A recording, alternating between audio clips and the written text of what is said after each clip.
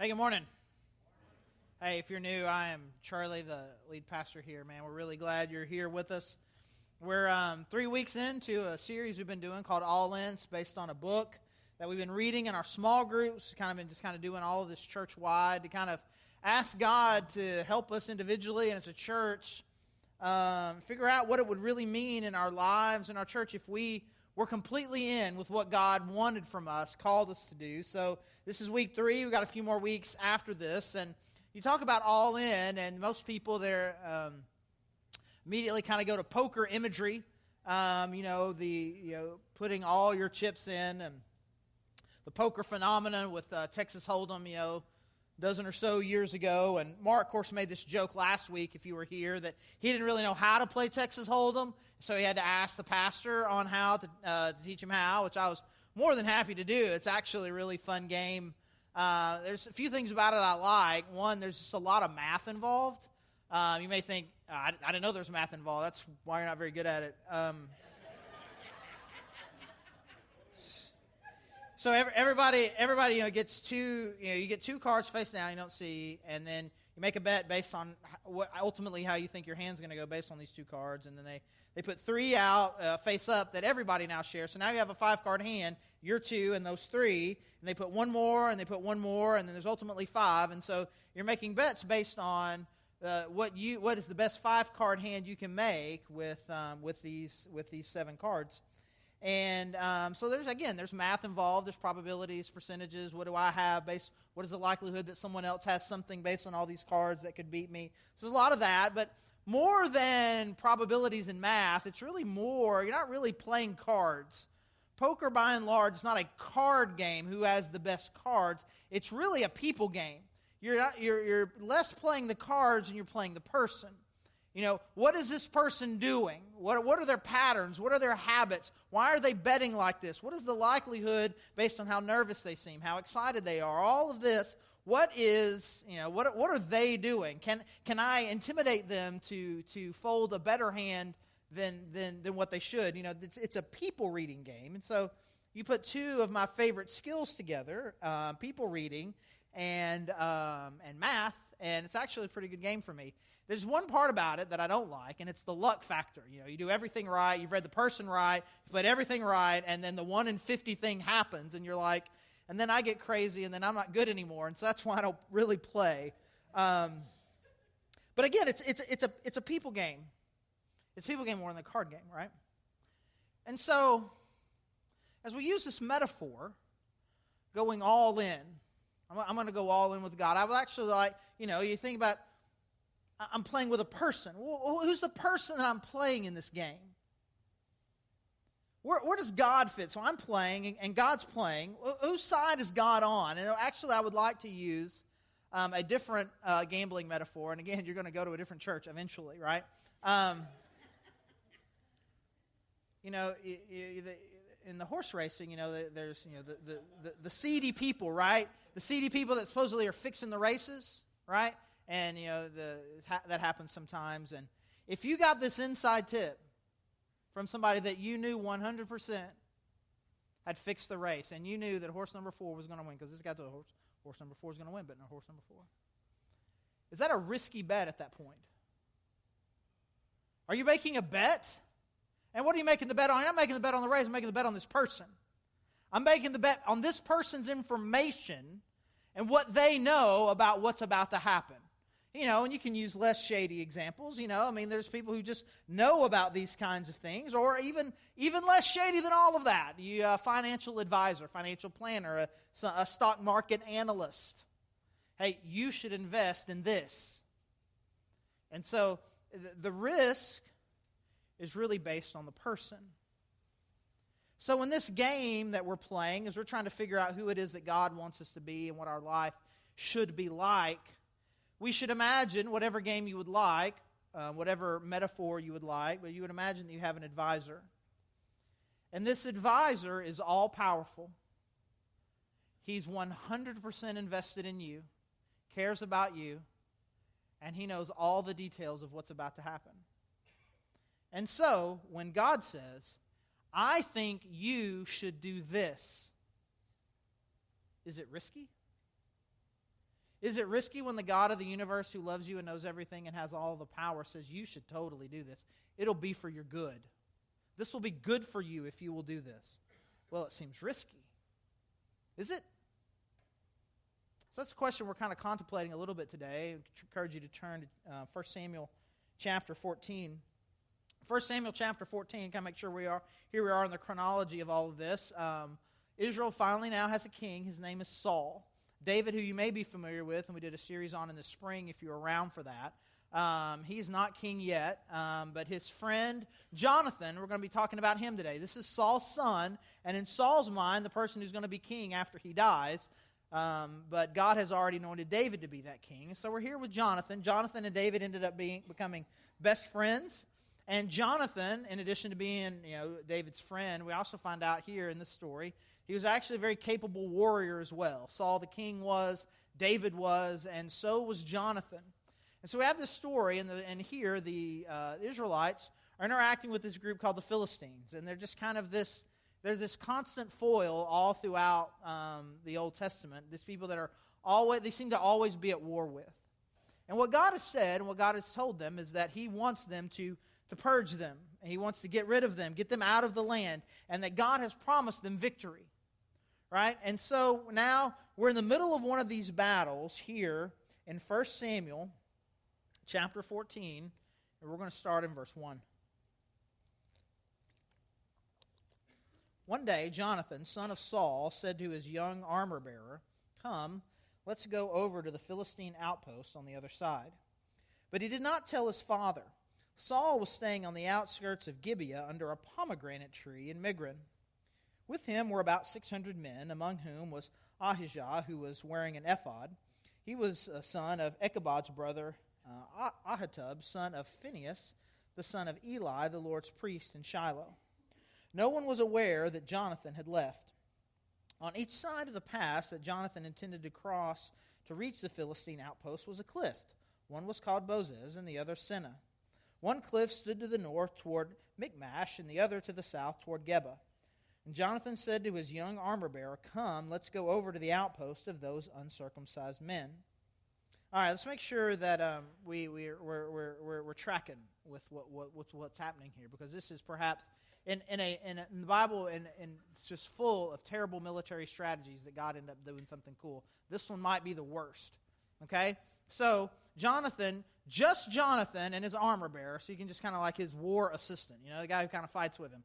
Just the two of them says, we should go to where the Philistine camp is, where their army is. And so they're walking along this pass, and there's a cliff here and a cliff here, and this is where they are. This is where the other army is, and they're down here. Now, I don't know how much you're familiar with kind of medieval, and this is early in that kind of the early war tactics, but I mean, even today, if you've got the high ground, you're pretty good. Just at a minimum, we can throw stuff at you. You can't get to us, right? We can get you. You can't get us. And they're down here. You know what we should do? We should go up there. We should climb the cliff and go get them. Okay? That's stupid. It's just dumb. It's a terrible idea. There's no way that it will work, because even if somehow you should manage to climb the cliff, when you get there, you're exhausted for, having just climbed the cliff, and now you're completely and totally outnumbered. Okay, so this is what his plan is. All right. So come, let's go over to the outpost of these uncircumcised men. And then he says this is very important. Perhaps the Lord will act in our behalf. Nothing can hinder the Lord from saving, whether by many or by a few. Do all that you have in mind, his armor-bearer said. Go ahead, I am with you, heart and soul. And Jonathan said, come on then, we will cross over toward them and let them see us. If they say to us, wait there until we come to you, we will stay where we are and not go up to them. But if they say, come up to us, we will climb up, because that will be our sign that the Lord has given them into our hands. So both of them showed themselves to the Philistine outpost. Look, said the Philistine, the Hebrews are crawling out of their holes they were hiding in. The men of the outpost shouted to Jonathan and his armor-bearer, come up to us, and we'll teach you a lesson. So Jonathan said to his armor-bearer, climb up after me. The Lord has given them into the hand of Israel. And Jonathan climbed up, using his hands and feet, with his armor-bearer right behind him. The Philistines fell before Jonathan, and his armor-bearer followed and killed behind him. In that first attack, Jonathan and his armor-bearer killed some 20 men in an area of about half an acre. So they're standing there at the bottom of the cliff, and they finally get these guys' attention, kind of little guard posts there, and then they kind of get their attention. And he's like, okay, if they see us and say they're going to come down to us, that's no good. But if they say we should totally climb up, then we'll know, which again is just ridiculous. And so what they do, and so they climb up, and really the idiots in this story, I mean, what Jonathan does is pretty dumb. But what the Philistines do is even dumber. Oh yeah, climb on up. And then as they're climbing up, like, go get a boulder, right? There's any number of things that you could do, but in their arrogance, they're like, hey, yeah, we'll just bring them on up here, man. This is going to be so fun. There's 20 of us. They're going to be exhausted. It's going to be amazing. And so, in their arrogance, they do this. And there's a scene similar to this in The Princess Bride. If any of you have, if any of you know that story, you know, if you don't know, then I'm sorry. I apologize. I used a reference you don't get. Then Jonathan wins the day. So it's a ridiculous military strategy, and God shows up. But honestly, man, all throughout the book, all throughout the Bible, there are all of these ridiculous stories. I mean, Mark referenced a couple last week where God told Abraham, hey, leave your whole family, and I want you to go to this other place. And so God told him, and so he did it. It's crazy in that culture to have done that, but God told him, so he did it. And then he says, hey, I want you to take your son Isaac, the one who I promise is going to be an heir and be the father of a great nation. I want you to take him. I want him to be the sacrifice. And it says Abraham knew. He trusted God and knew that God would just apparently bring him back from the dead because he trusted in God's promise, so he's willing to do it, and God stopped him. And then we got some military stories. You may be familiar with this. Joshua in Jericho, where they're trying to conquer this town, and rather than having a normal strategy, God says, this is what I want you to do. I want you to march around once a day for 6 days. On the seventh day, I want you to march around a lot, and I'm going to bring the wall down. That's not a military strategy. It's dumb. It's not. You don't march until walls fall down. It just doesn't work that way. But it's what God told them to do. And so they have a certain confidence. As ridiculous as this idea is, God told us to do it so we can have confidence in it. God didn't tell Jonathan to do this. He didn't tell him to do it. This was not, and God said, you should totally climb this wall. It'll be hilarious. And I'll be with you. It doesn't say that at all. This is 100% Jonathan's idea. And here's the quote. I brought some attention to it. I'll bring some more attention to it now. Perhaps God will act on our behalf. Dude, if you're going to ask me to scale a mountain, to go be outnumbered and be completely and totally exhausted, I'm going to need a little bit better than, I don't know, maybe it'll work out. Who knows? Shrug. I mean, what's the armor bearer going to say? I mean, like you don't argue with the prince. Like, okay, buddy, sounds like a great plan. And you're thinking, this is where I die. But I mean, okay. If I say no, he's going to kill me because you don't backtalk him. So, all right, this is how we die. Climbing a mountain. There, I'll just wait for the rock to hit me in the head. All right, and it's a terrible idea, but it's not even God's idea. He's not going there with this confidence, knowing God told me to do this. So I know it's going to work. All he seems to have is, maybe. We'll see. We'll see when we get there. But here's the thing that he did have. He did have a confidence in this, that God was going to give them victory. He knew God could do it this way. He knew that God ultimately was going to give them victory. He had confidence in that. And so perhaps this is the way that God's going to do this thing he promised he was going to do. Maybe it is. Maybe it isn't. But I'm going to act in confidence, believing this is what God wants it, because I know the end is what he wants, and so I'm going to try. I'm going to do it. At least we have a shot at winning here. We have a shot at winning. It's a better military strategy than sitting under a pomegranate tree, which is what his dad is doing. His dad, you can imagine this from an old movie, with the people with the big branches, with the big feathers on them, and he's sitting there under a pomegranate. And they ain't going to win no wars that way, right? So don't tell Dad and the little pomegranate tree. But maybe God will give us victory. And so many of us, we kind of find ourselves in these kinds of situations. You may not know specifically what God's going to do, but you've got a pretty good idea about some things that you know that God wants you to do. If you've been visiting with us, maybe this is your first time, you've been here a couple times, there's this part of you that knows, I need to get connected to a local church. Well, perhaps this will be the church. Perhaps this will be the place that I should serve. Perhaps it is. You know, I know that I need people around me to hold me accountable. I need to get into a small group. It seems kind of nervous going to a small group.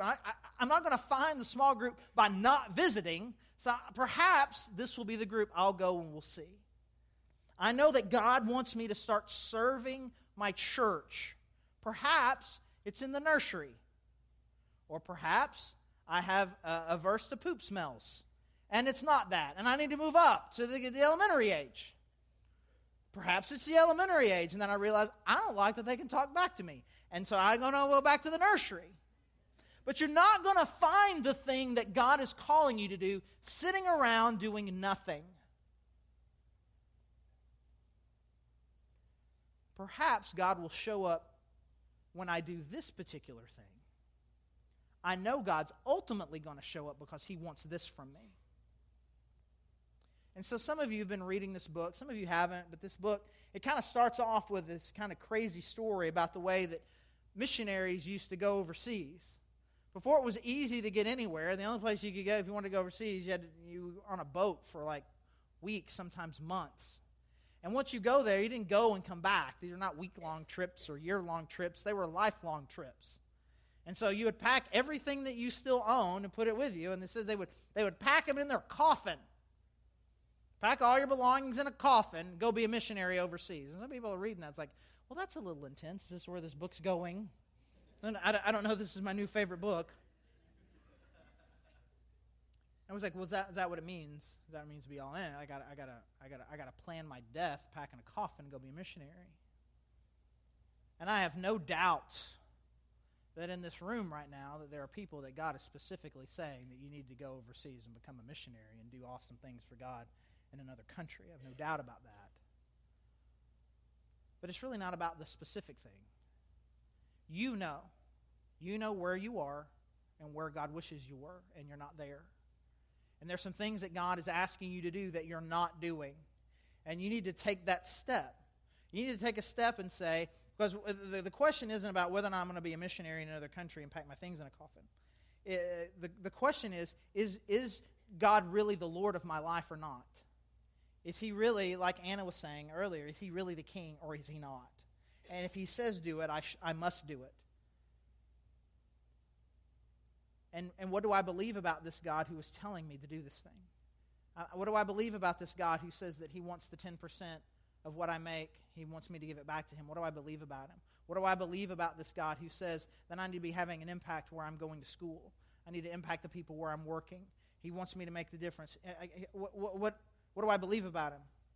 And if He says it, am I then compelled to do it?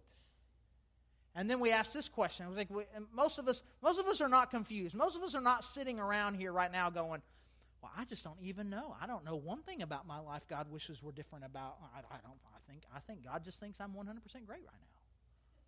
Most of us come to church most weeks, and God is saying, He's tapping on you, saying, hey, there's some changes you need to make. That's not the problem. The problem is the courage to do it. Because whatever it is the thing is, it seems very risky, which means to ask this kind of semi-rhetorical question. What makes something risky? What makes it risky? If God asks you to do something, is it risky? What makes something risky? I'm going to show you a video here in just a second. I'll set it up. Last year, at the middle of August, we dropped our oldest daughter off at the U of A. And to kind of help everybody kind of adjust to this, I took my wife on a few-day vacation to places where all pastors go, take their wife on vacation, Las Vegas. And you visitors, I know you're not coming back. I love you, though. I'm glad you're here today. I would love for you to come back. I get it, though. So there's this thing called the Stratosphere. It's this giant tower. And you can go up to the 108th floor, and at the 108th floor, they will give you the opportunity to jump off the tower. You can just jump off the 108th floor, and I would like to show you a video of me doing just that off the 108th floor here. So here it is. Oh, there he is. There he is. He was there, and now, oh my word. There he is. Woo!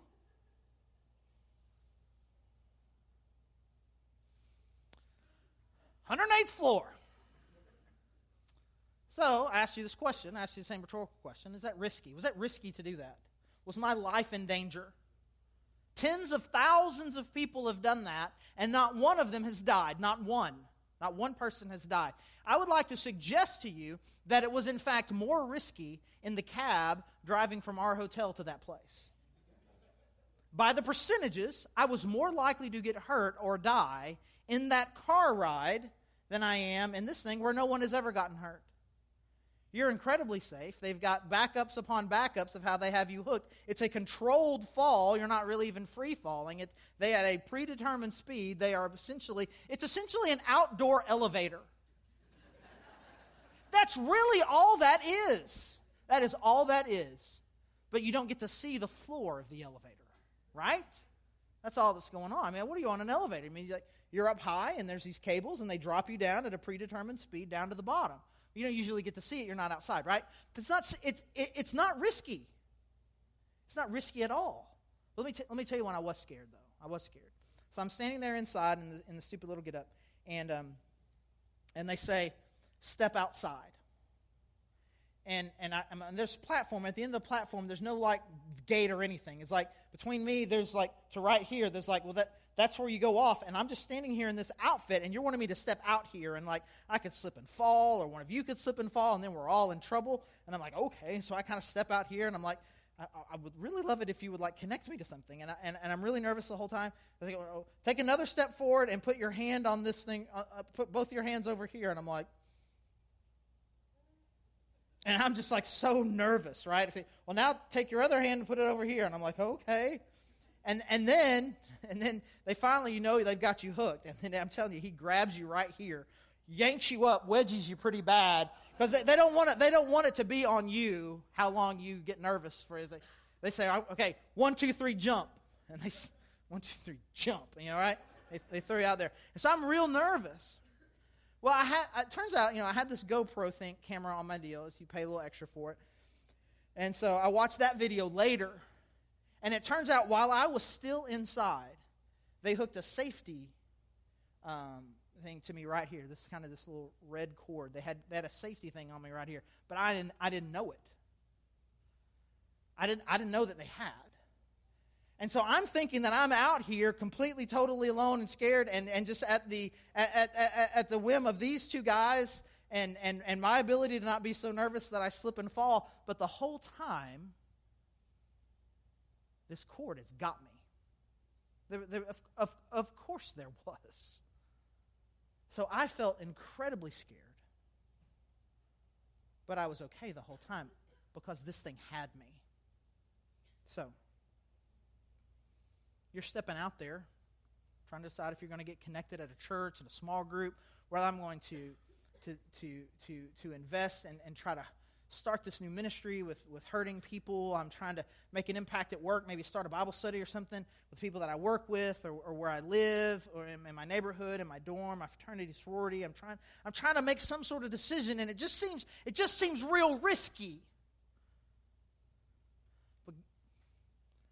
But God's got you already. And what feels like a risk to you, your brain is telling you, dude, you are 900 feet in the air. You don't jump off of buildings. And that's smart. My brain is smart. I'm not judging your brain or my brain or anyone's brain. That's a good brain. Good brain. Good job. But you're safe the whole time. And this whole time that you're taking this supposed leap of faith out into a different kind of world, a new kind of experience with God, a new kind of relationship with Jesus, a risk that you're trying to take in your personal life or in an outreach of some kind, every time God's got you the whole time. and then you still think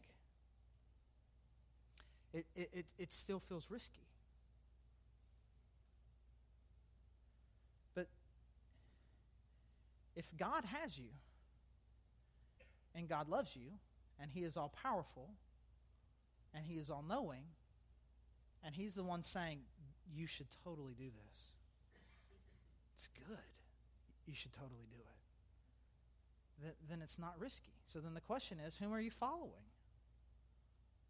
Are you following? Do you follow the God of Jesus Christ, who loves you and is all powerful and knows everything? And He says, you should totally do this. It's good. And I'm telling you, if you ever find yourself anywhere near the Stratosphere in Las Vegas, you should totally jump off that building. It is amazingly fun. It is so thrilling, that feeling. It's great. I think, man, it was good.